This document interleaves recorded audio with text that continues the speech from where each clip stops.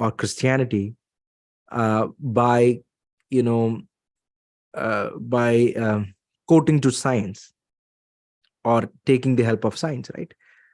Um, but what is exactly science, right? Science is the study of nature by creating mathematical models. So, for example, if you have anything, right, any natural phenomena, what you do is you propose a theory to explain that phenomena, and then after you propose a theory, you're going to conduct some test in the laboratory and collect data, and from that data you are going to analyze that data and then check whether your hypothesis is verified or falsified, right? If your hypothesis is verified, then it becomes a theory. If your hypothesis is not verified, then it fails, right? So this is what is science, and this is how science work, right? So science is not the study of everything. People, I've seen many kids and many teenagers and many smart people wrongly assume that science can explain everything. Science cannot explain everything. Science has limitations. So I'm not bashing science. I'm someone who teaches science on a daily basis. So science is the just the study of the natural world, of the natural realm, that is around us. So physics is talking about a part of the natural realm.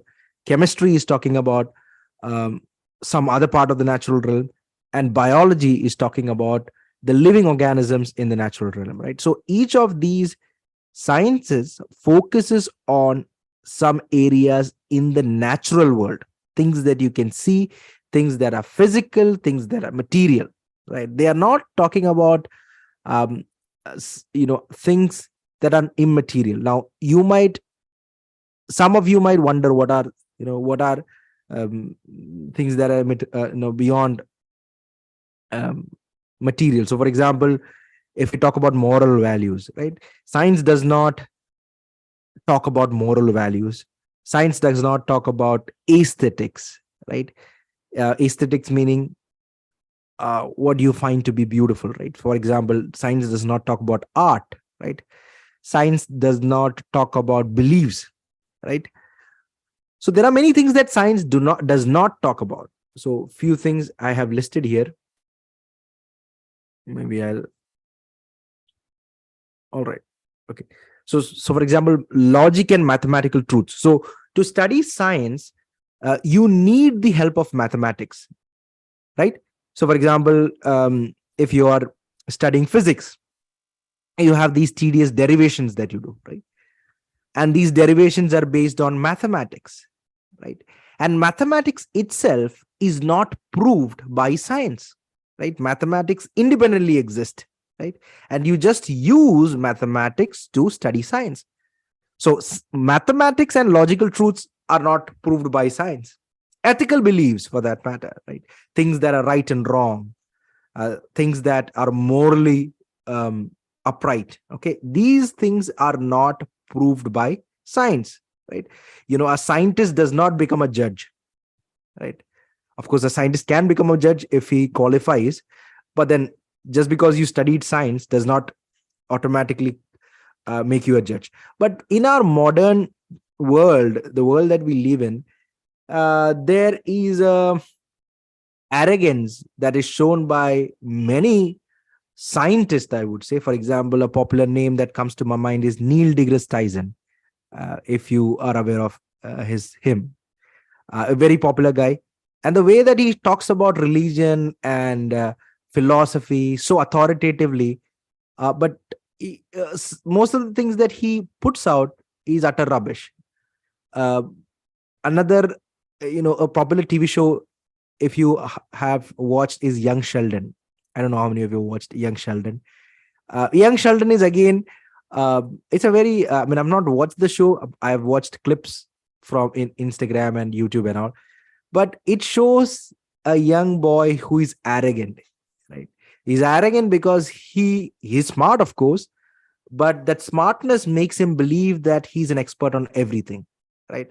An expert in physics might not be an expert in religion, or theology, right? A theologian would not be a scientist, right? So we have to understand that every discipline has its own nitty-gritties and it should be respected. But unfortunately, the popular culture tries to promote these kind of pseudo intellectuals. Okay, pseudo intellectuals. By pseudo intellectuals, I don't mean to demean them.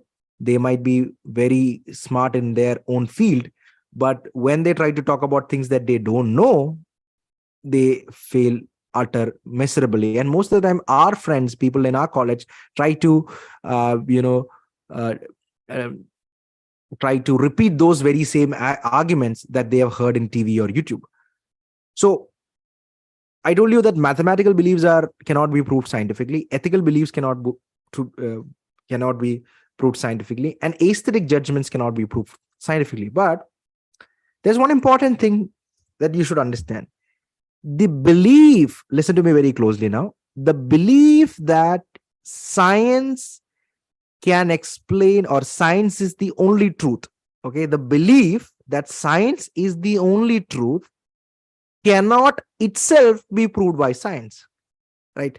How do you prove that science is the only truth, right? It's self-defeating. You cannot prove science is the only truth by science. The statement cannot be proved by science. That statement itself is philosophical, right? It's not scientific. You cannot put that statement in a test tube and put some reactants in it and see if the color is changing. And you can't do that, right? You can't prove that statement in a lab, right? So the statement itself is or cannot be proved by science. So there are many things that cannot be proved by science, and I think I have explained that to you. Now, this idea or this myth that science and religion, or especially Christianity, has been at war is a very recent myth. Okay, this is very much prevalent in our modern times, and this was championed by two individuals. One is Andrew Dickson White. He was and another was John William Draper. Okay, these two people, they in roughly around the 1870s and 1880s, both of them, they wrote two books. I don't remember the name of the books. They wrote two books which propagated a theory called as the warfare model or the conflict model. So what they did was they took some examples and interpreted it out of context. A very famous example is the death of Bruno. So how the Roman Catholic Church burned Bruno. Of course, the Roman Catholic Church indeed did burn Bruno, and it cannot be justified. But what you must understand is, people say that Bruno was killed for his scientific beliefs, but you have to clearly understand that Bruno was not killed for his scientific beliefs. Bruno was never killed for his scientific beliefs. He was killed for his heretical views. Now, killing someone is wrong. I'm not here justifying killing, and the church should not have done something like that. And the church should definitely apologize, or has apologized in the past. But what I'm trying to say is the church did not kill Bruno for his scientific beliefs, is what I'm saying. And Bruno never propagated, much of his views were not scientific. They were views based on occult and stuff like that. The other myth, okay, I'll give you two myths here. One is that the church believed for centuries that the earth is flat. Okay, this is again a myth. I don't know where these skeptics get such information from, or what is the source of their information from. This is utter nonsense. I mean, this is not even pseudo history. I mean, nobody actually believed that the earth is flat. For over 3,000 years, human beings knew that the earth is round. Okay, now I'll give you an example here. So for example, who was the one who discovered America?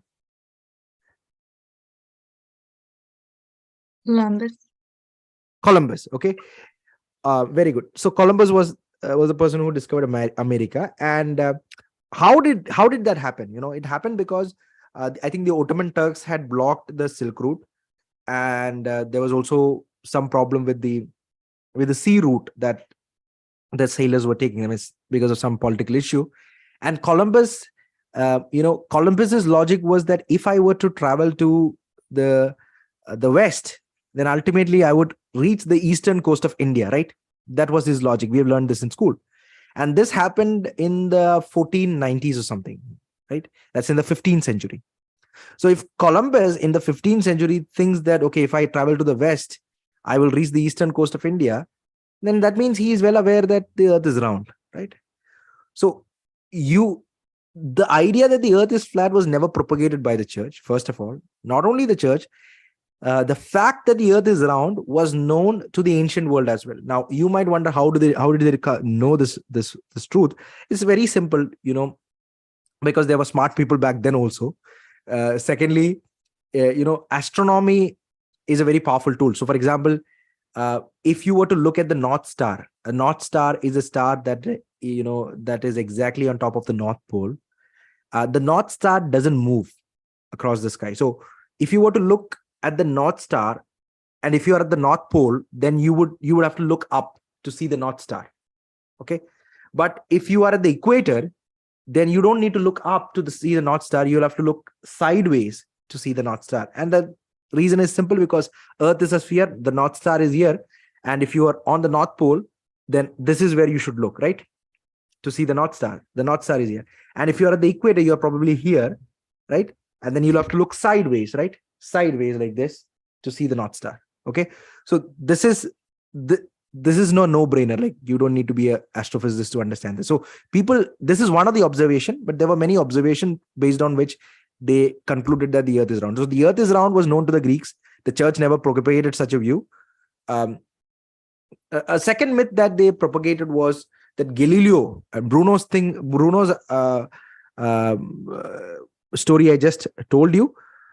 Galileo, they said Galileo was also kind of persecuted by the church. This is again a myth, because there were problems with Galileo and Galileo's treatment. I mean, Galileo and the church, there were issues.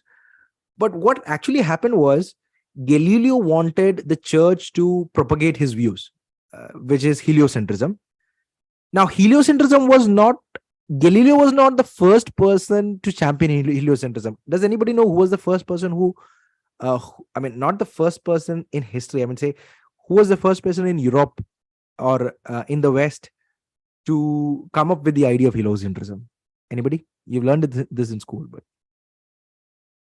so it was Copernicus. Copernicus was the person who first championed heliocentrism. This was roughly 100 years before Galileo. And then even after Galileo, there was a clergyman by the name of Kepler. Okay, you might have learned Kepler's planetary laws in your 10th grade physics. So Kepler again, so what Copernicus was saying is that Copernicus said that the planets go around the sun in concentric circles. Then Galileo said that no, it's not circles, it's ellipses. Okay, that's the only difference.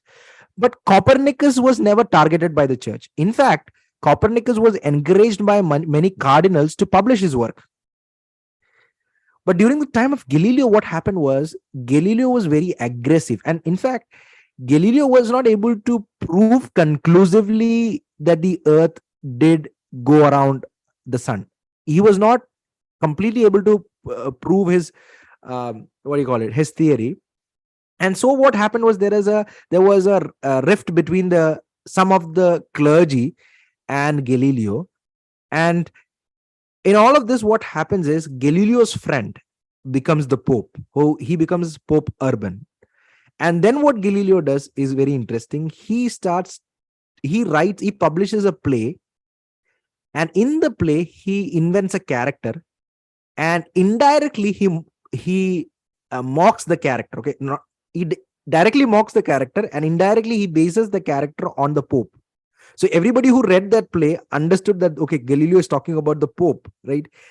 And Galileo was kind of taking the liberty that he's my friend too, right?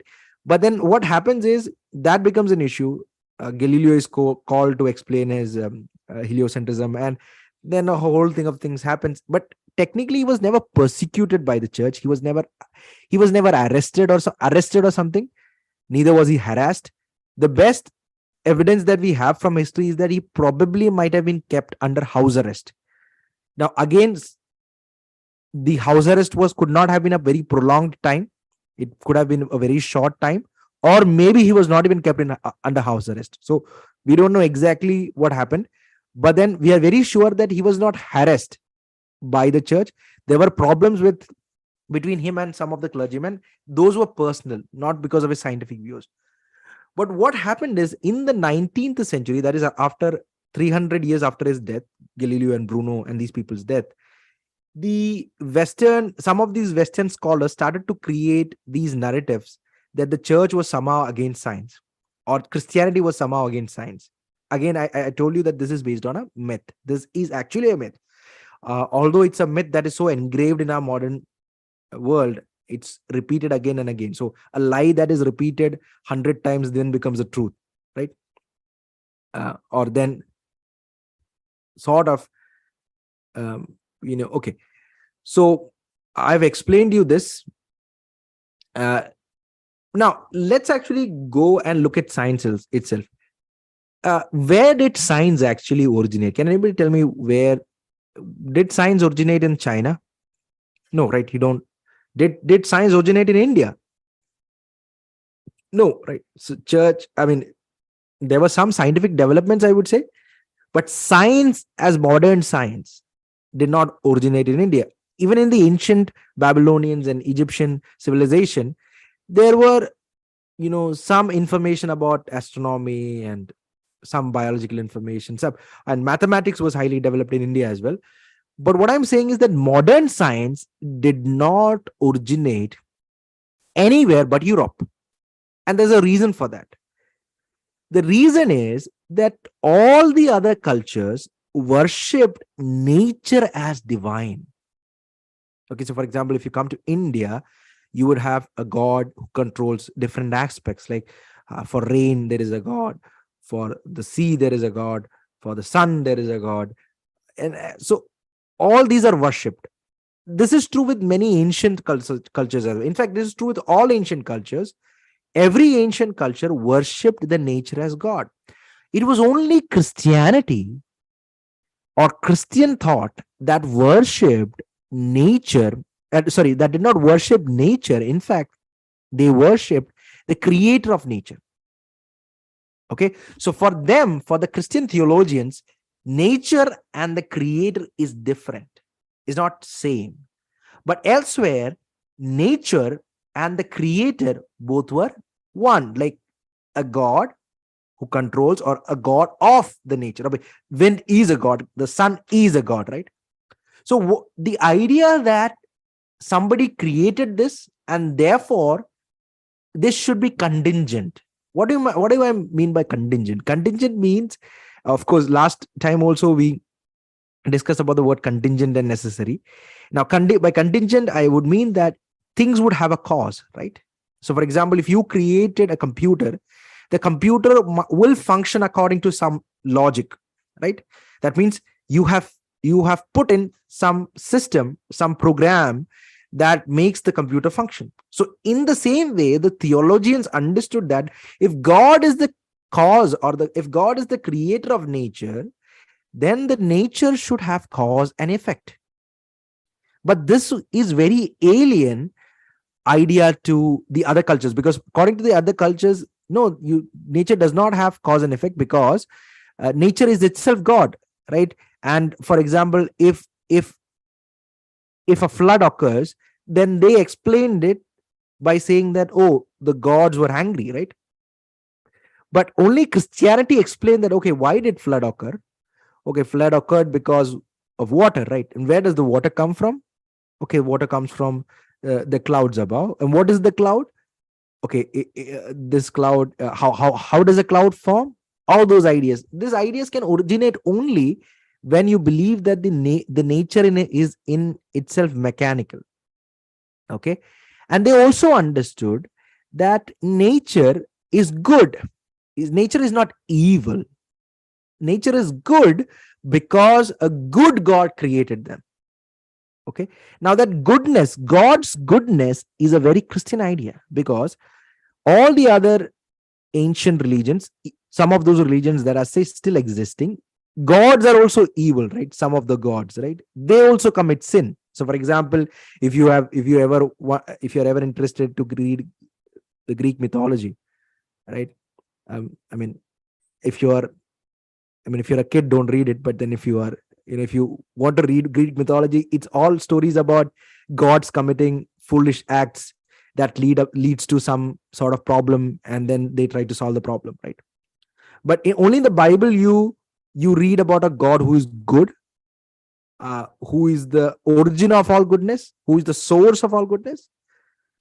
And another idea that is very, very grounded, or is very, very foundational in Christianity, is the corrupted mind.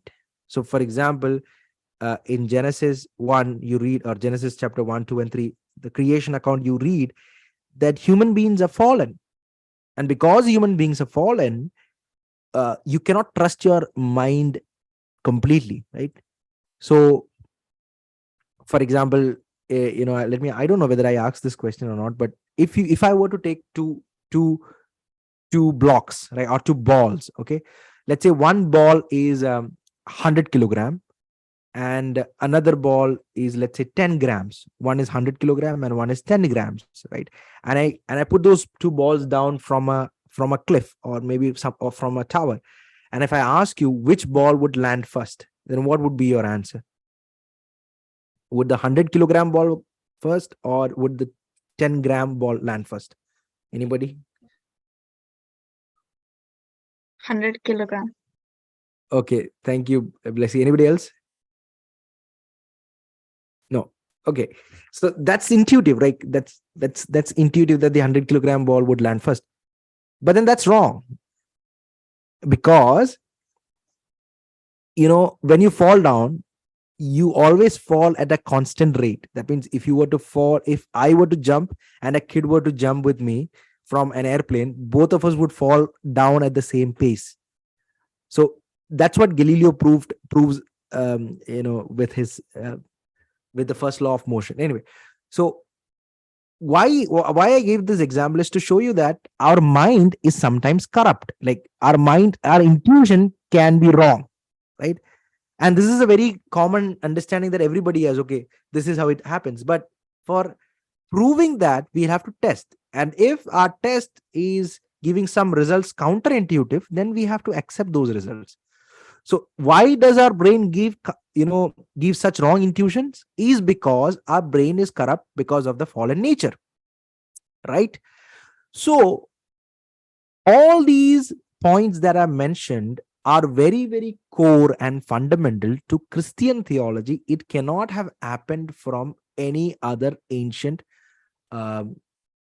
religious tradition. It could have only happened from Christian philosophy. In fact, I'm not just shooting, or I'm not just giving you some random theory here. Let's just look at a quote by, I'm not going to read this quote, but this is a paragraph or a quote from Robert Hooke. If you know Hooke, if you don't know Hooke, you might have still learned about Hooke's law in elasticity. Okay, Hooke was a Christian, and I summarized what he did say in one of his work. Okay, he's one of the most, he's a very, very famous and prominent thinker. Let's move a little bit ahead. In fact, some of the greatest names in science were or at least in the early part, were Christian theologians. For example, Blaise Pascal. You've heard about Pascal in your mathematics classes. If you have learned physics, you've heard about him in physics classes. Blaise Pascal is known as the father of probability in mathematics, and this guy was a theologian, a Christian. On the right, you have Robert Boyle. If you have not heard about Boyle, but if you have done chemistry a little bit, you would have studied the equation of state. PV is equal to nRT. Pressure times volume is equal to N times R times T. So that's a combination of three laws: Charles' law, Boyle's law, and Gay-Lussac's law, right? So that the Boyle in the pressure volume relation is Boyle's. So that Boyle, okay, it's his picture here, and he was the founder of Royal Society. He was a Christian. He was a very prominent philosopher and thinker of those times, and still he is. Right? We still study about his work in high school. So you might think that somebody's work has survived for centuries. So you have to understand how prominent that person is in Western history. And let's look at three different people. All of them are considered to be fathers of modern science in some sense. So for example, Robert, the first person on the left of your screen, is Robert Grosseteste. He's considered as the father of Western experimental sciences. The experimental sciences that you're talking about, like experimental physics, experimental chemistry, all those sciences, Robert Grosseteste is actually a priest. Francis Bacon, he is considered as the father of modern science. Francis Bacon is a Christian theologian. William of Ockham, again, he's a monk. He's a Catholic monk. William of Ockham is known for his principle of parsimony, which is still employed in science. It's called as Occam's razor. I will not go and explain what is Occam's razor, although it's very, very interesting, but I don't have time. He's known for Occam's razor. We still use this when we are doing sciences and to judge which theory should be accepted and which theory should be rejected. So how do we decide on which theory is much better than the other theory? Well, you do that by using Occam's razor. Okay. So Occam's razor basically says that the simplest explanation is the most probable explanation, is what Occam's razor. So for example, if you're trying to solve a case, the simplest explanation that explains all the evidences is the best and the most probable explanation. All right. So all these people who made science happen, or who is responsible for modern science, all of them were Christians, and not only Christians, they were Christian theologians. Okay, like really prominent people like priests and monks and theologians and thinkers who were Christians. All right, this is from the Cavendish Laboratory. Cavendish Laboratory is the physics laboratory at the Cambridge University, and here you have James Clerk Maxwell, a Scottish guy who was the first Cavendish professor. He's very famous, and he you know, when the Cavendish Laboratory was made, this is the verse that is engraved on the front gate. Okay, this is from Psalm 111 verse 2. It says, "The works of the Lord are great, sought out of all them that have pleasure therein." The works of the Lord are great, which is sought after by all who have pleasure in them. So Maxwell was a Christian, and in fact, the contribution of Cavendish Laboratory is not some minor contribution. Okay, Cavendish Laboratory has over 30 Nobel Prizes in physics and biology. The last centuries, greatest discoveries that you learn in school were probably done at the Cavendish Laboratory. The discovery of electron, the discovery of proton, the discovery of the DNA structure. All this, discoveries were done in the Cavendish Laboratory. A laboratory that was founded on Christian principle, that was founded by a Christian a Christian physicist.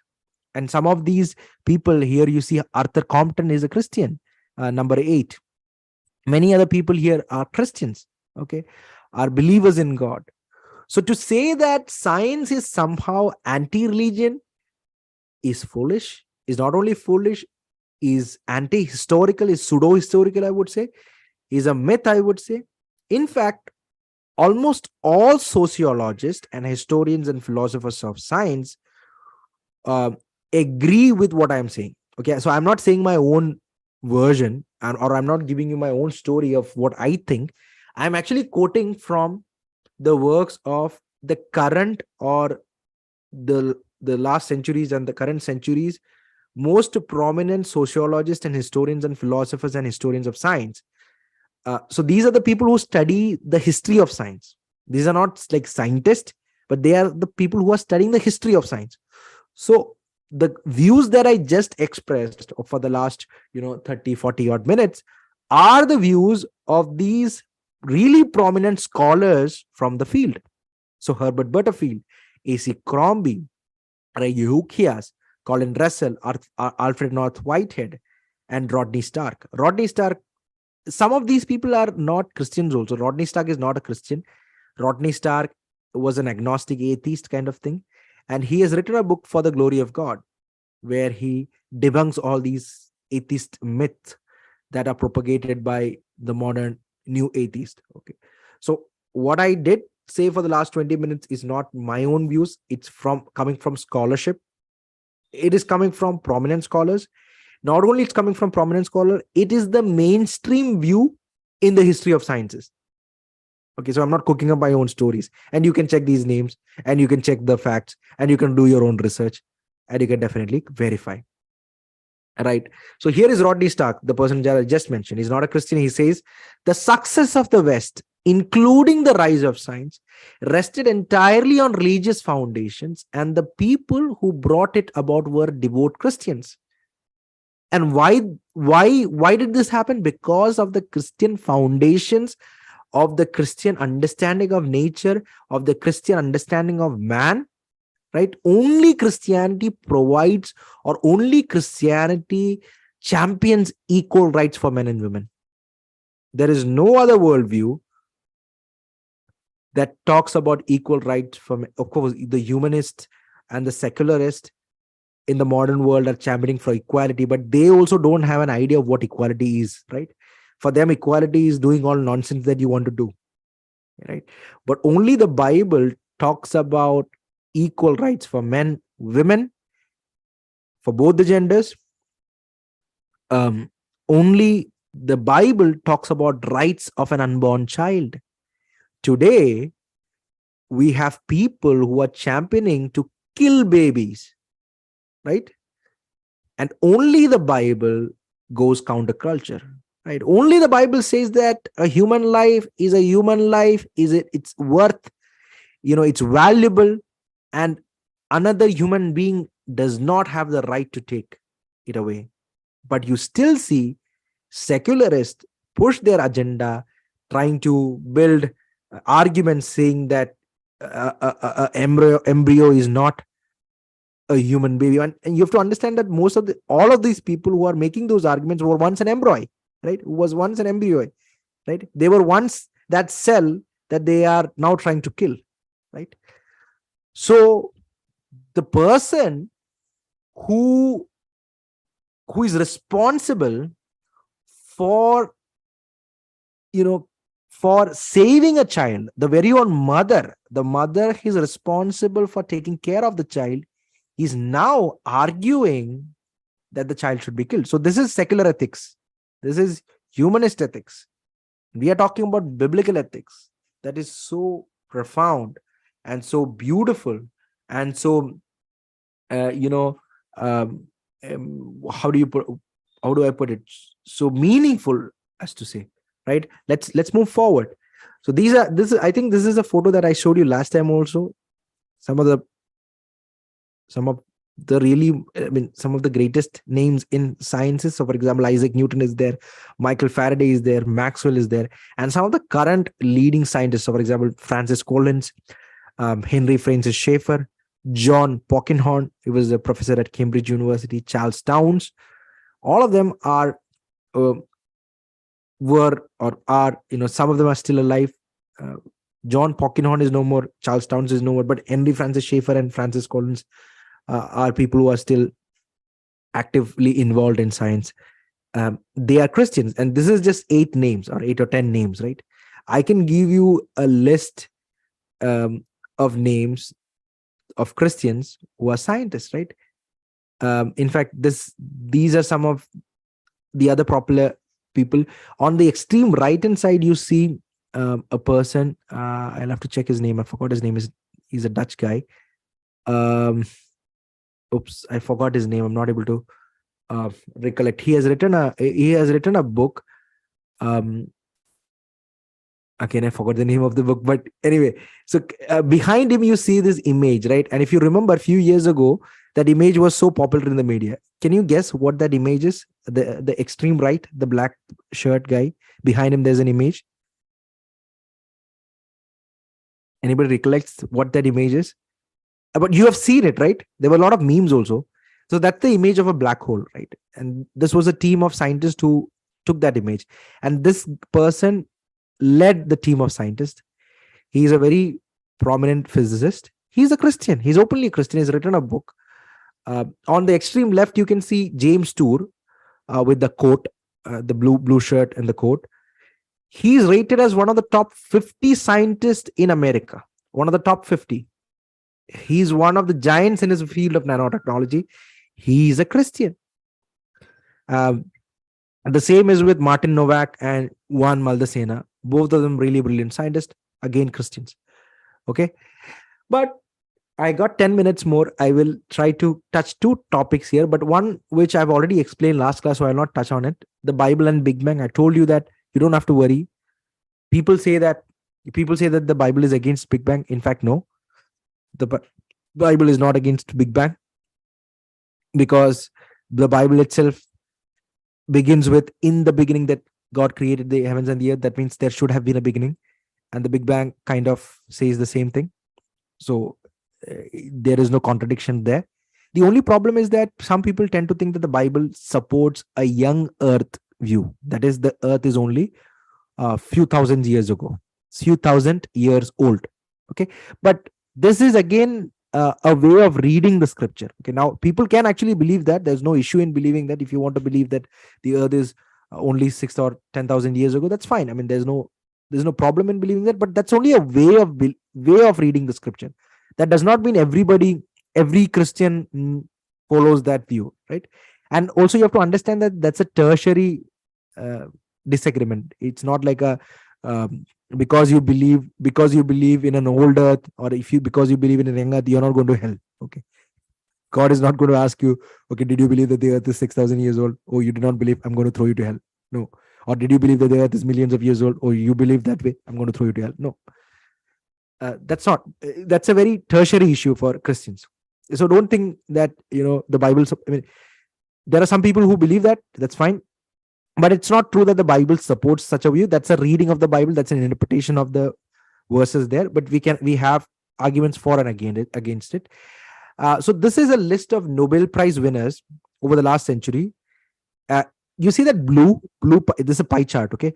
I know people who are working in the corporate world, they are very much familiar with pie charts, but for kids, so this is a pie chart. You see the blue scientist, the blue set of scientists who are actually, so, all right, I just lost my focus. So what I'm saying is, out of the last 100 years, Nobel Prize winners, 65% of them identifies as Christians.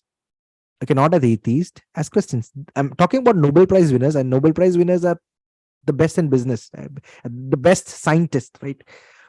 Or the top, the cream of the scientific community. 21% identifies as Jewish.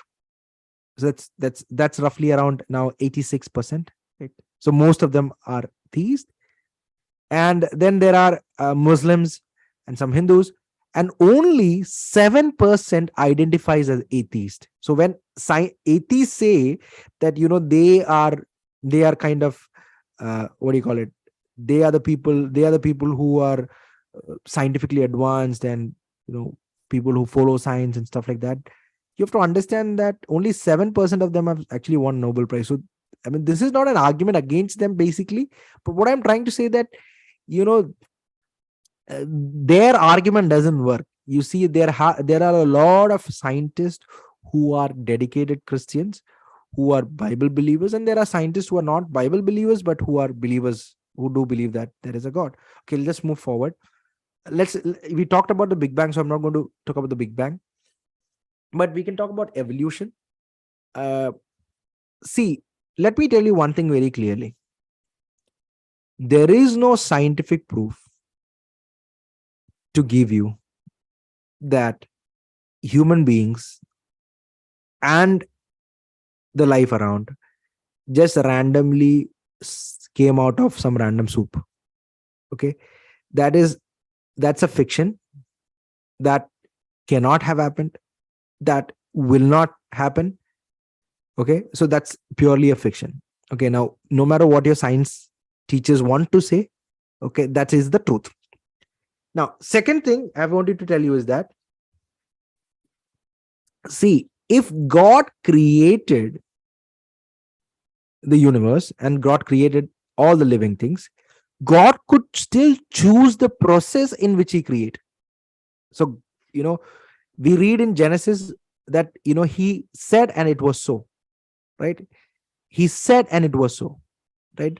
Now, God has infinite time and God has infinite resources, right? So, God could have chosen a process, right, where He could have, caused the world uh, or caused the creatures to evolve. That's perfectly fine, because that does not take away the sovereignty of God. You have to understand that. Okay. But to believe that all the creatures just came out of some random soup without any purpose, without nobody intervening, uh, because of some probability, that is utterly foolish. Okay. So, with respect to Genesis 1 and evolution, there are multiple views that people hold on to. So, one is the old earth creationism, where the day that you see in Genesis, the word day that we read in English is not exactly day. It is yom. It's a word, it's a Hebrew word called yom. And yom does not simply signify a day. It also signifies uh, um, age. Okay, an age. Okay, so you can take it to be more than a 24-hour period. So if you want to take it a 24-hour period, then you again fall into the problem, because the sun and moon were created only in the third day, right? Now, before that, how did that 24-hour thing came, right? You cannot actually account for that. And there is one more clue in the passage itself. God says that on that day you will die, right? On that day you will die. He says this to Adam and Eve, that if you eat of the fruit, on that day you will die. But all of us know that on that day they did not die, right? So there, the word day again does not mean a 24-hour period, right? The word day does not necessarily signify a 24-hour period, is what I'm saying. So you can actually believe that this day is not. You can actually believe that there's a whole lot of scholars who agree that the day that Genesis talks about is not one 24-hour period. It's a longer, it could be millions of years. Okay, and which is a probable interpretation. Okay, um, and there are people, there are Christians who believe that, see, God could have used a process that is very similar to evolution as we see it to bring about life. That's God's choice. Okay, but you have to believe that man was created. People, some of the time you hear people say that chimpanzees are our cousins or something. I mean, have you ever seen a chimpanzee? Does a chimpanzee ride a bicycle, or does a chimpanzee get together and talk about philosophy?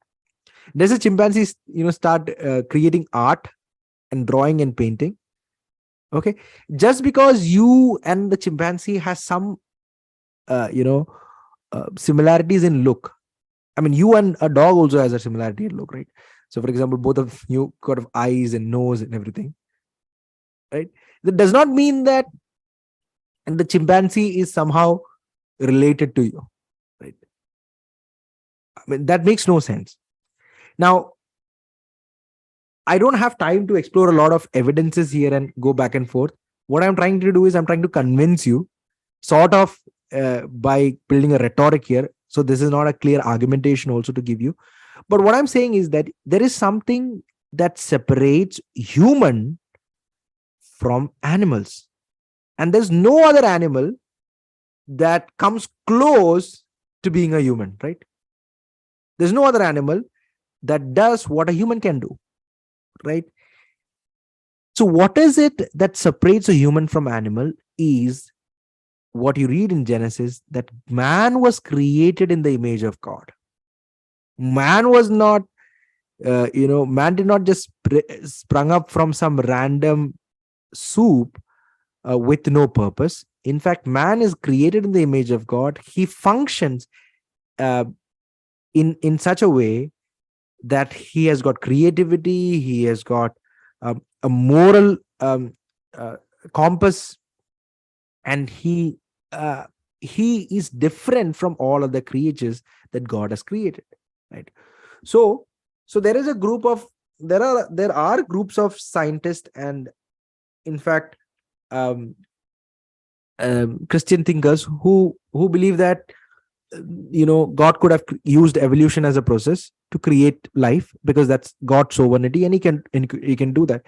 There is a group of people who think the other way, who think that the old earth creationism is true. But none of these actually troubles the Christians, because you know if something exists, then it cannot come from nothing. If something intelligent exists, it cannot come from non-intelligence, right? There has to be an intelligence behind. So for example, you every year you have an iPhone 13, iPhone 14, and iPhone 15, right? Nobody says that this iPhone 14 evolved from iPhone 13, right? That does not happen, because we know that there is an intelligent designer or an engineer who creates these things. In the same way, God can use his intelligence, and because he is God, he can build a program that may help in evolving, right? That could be possible, and there's no way that God could not have done that. God could have done that. But what I'm saying is that either ways, you must have a creator who does the work. Like, life with you cannot have life to come from non-life. You never see that happen. You give it million years, you give it a trillion years, you will never see life coming out with without a cause or without some external agent. So that's not going to happen, is what I'm trying to argue here. Now, as we close, so you don't have to worry about evolution and stuff like that, because first of all, um, as I told you very clearly, that life cannot come from non-life. It is impossible. You don't have any scientific evidence for that. The theory of panspermia is not scientific. Of course, atheists got to believe that.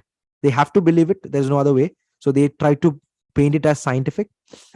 And and I told you, don't be too much worried about the evolutionary process, because if you take the age day interpretation, God has enough time to create, so he can use any process he wants to create. So that could be evolution also, in a very theistic way, not in a very random mutation kind of way. Okay, is what I'm trying to say. So there are multiple ways of interpreting the passage, and you can hold on to any of these interpretation without you know any interpretation that does not question the sovereignty of God and the fall of man and all these things. So that's a different area, but we'll not cover that today. Maybe in some future class. But see, this is what Joseph H. Taylor says, and I'll end with this quote. He says that a scientific discovery is also a religious discovery. There is no conflict between science and religion. Our knowledge of God is made larger with every discovery we make about the world. And he's an astrophysicist. He won the Nobel Prize in 93.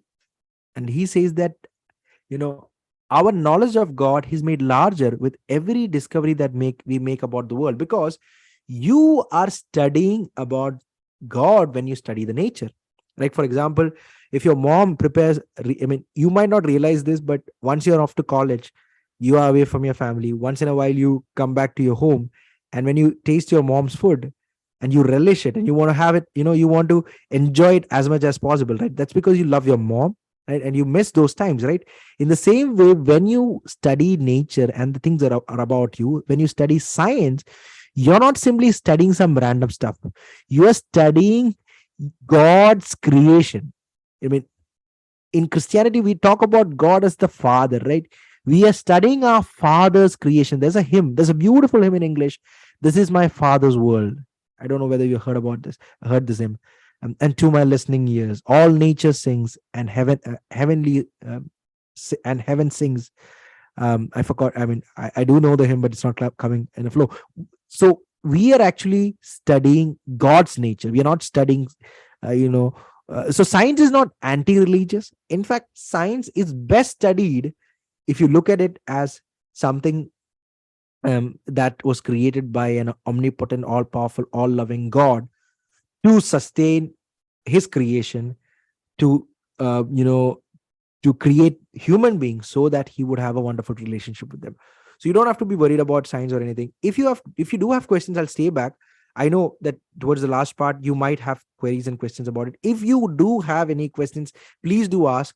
don't think that I will judge you. I've gone through some of the doubts that you are going through right now. So you don't need to be worried. I will not judge you. You might be asking a question that I might have asked a few years ago.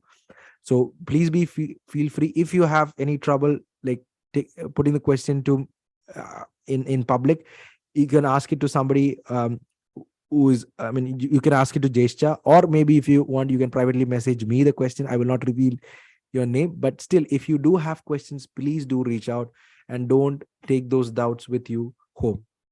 Thank you so much. Thank you, sister, and thank you, Jescha, and thank you, ICPF Ireland, for this wonderful opportunity. Yeah, thank you very much. May God bless you. Thank you, Ashish Chacha, for that wonderful session. I'd like to ask if anyone has any questions for him, any doubts. Does anyone have any questions to ask about today's session or anything related? Okay. If not, then we're going to just go into prayer. Can David please pray, please?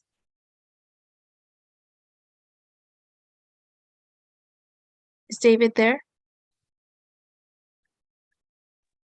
Gracious, living, Heavenly Father, Lord, thank you for this wonderful day, Lord. Thank you for helping us. Thank you for keeping us safe, Lord. Help us to understand what we learned from the message today, Lord. Help us, Lord. Keep us safe, Lord. Thank you for it, Lord. Help us in Jesus' name, I pray, amen.